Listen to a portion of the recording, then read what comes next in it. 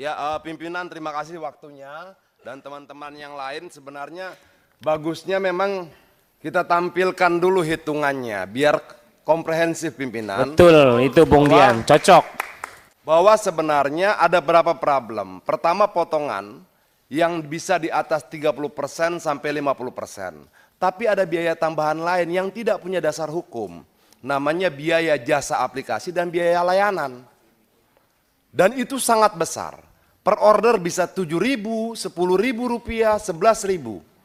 Nah, pertanyaan kita adalah apakah kita sebagai DPR mau membiarkan adanya pungutan-pungutan dari masyarakat yang tidak punya dasar hukum? Nah, menurut saya bagusnya kalau bisa ditampilkan sebentar, kita bisa hitung komponennya biar kita sama-sama terbuka apa sih masalahnya. Kalau bisa ditampilkan, bisa. Instruksi Pak. Ya, Pak. Instruksi Pak. Kenapa? Kita mau ngasih bukti-bukti Pak. ya sebentar. Nah, coba. Ya, permintaan Pak Dian dulu kita sampai. Coba silakan Pak Dian. Ya, Silakan. kan begini. Ya, mic-nya yang hidup dimatikan dulu. Coba silakan Pak Dian. Ya, kan misalnya mereka dapat order 30.000 rupiah. Lalu dipotonglah 30%, 40%, 50% untuk aplikator dari apa nilai order itu. Ada nggak potongan lain? Ada.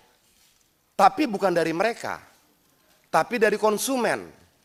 Itu namanya biaya layanan dan biaya aplikasi. Dua. Yang kalau ditotal bisa di atas 10.000 rupiah. Ini, biaya layanan plus biaya jasa aplikasi. Dasar hukum ini apa?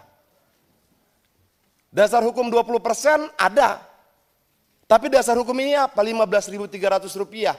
Dari tagihan 36.000 rupiah. Ini dari konsumen. Dari pemesan. Dari pemesan diambil sekian, dari driver diambil sekian. Itu loh.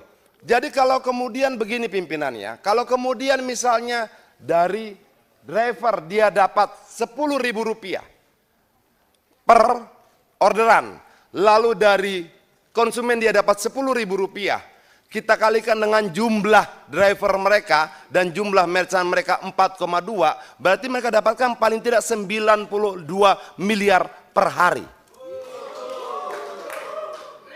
Nah, kalau kita tidak pahami ini pimpinan, saya takutnya kita akan membicarakan hal yang nggak tepat. Bahwa ini bukan cuma persoalan potongan 10%, betul ya? Tapi juga ada biaya aplikasi. Logikanya bagaimana? Ketika driver itu dipesan, kan aplikasi sudah dibayar. Artinya aplikasi ini dibayar oleh dua, konsumen maupun driver. Oke, kita coba melihat begini pimpinan. Bagaimana sih sebenarnya transportasi online ini 2, 3, 4, 5 tahun ke depan, agar ketika kita mendorong regulasi kita bisa punya prediksi. Oh, kira-kira begini. Di India sekarang tidak ada lagi potongan komisi. Yang ada apa? Yang ada driver berlangganan aplikasi. Seperti kita berlangganan berita Tempo, berlangganan berita Kompas, sama seperti itu. Nah, potongan langganan ini berlaku tetap. Nah, itulah nanti masa depan driver online hubungannya dan aplikasi. Sangat logis, tapi saya tidak mau, kita bisa diskusi panjang soal itu tentang masa depan driver online dan transportasi online. Tapi saya mau masuk kemari, coba dibuka lagi yang tadi.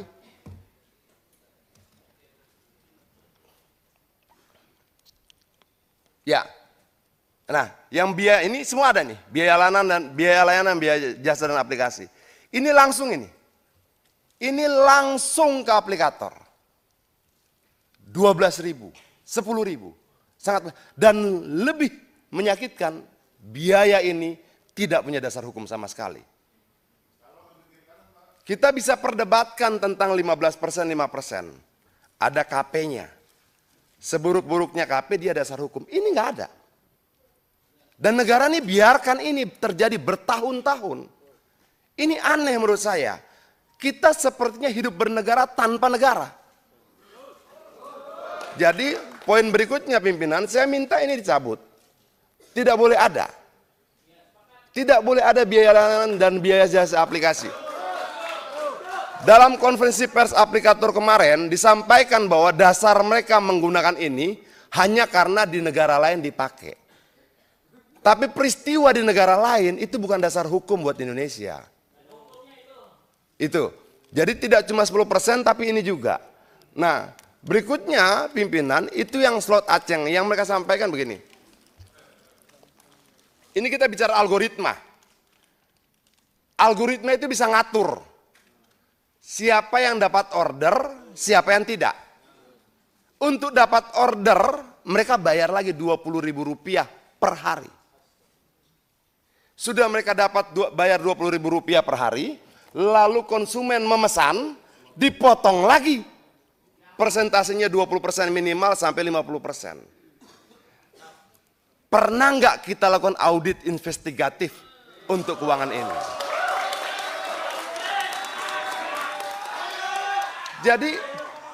Jadi yang mereka sampaikan tadi paket Aceng, slot, segala macam itu, mereka tuh bayar. Mereka bayar untuk dapatkan order prioritas. Di luar potongan. Kejam sekali pimpinan. Jadi mereka beli itu. Yang selama ini terpublikasi, potongan-potongan tidak. Ada biaya layanan, biaya jasa aplikasi, dan ada beli order. Jadi kalau kemudian jadi begini, ketika teman-teman ini nggak beli order, nggak bayar Rp20.000, mereka nggak dapat order, mereka nggak dapat pesanan. Nah, maksud saya ini juga harus jadi pembahasan kita agar pemahaman kita terhadap problem-problem driver online ini utuh. Jangan kemudian kita melihat cuma persoalan persentase, tidak juga.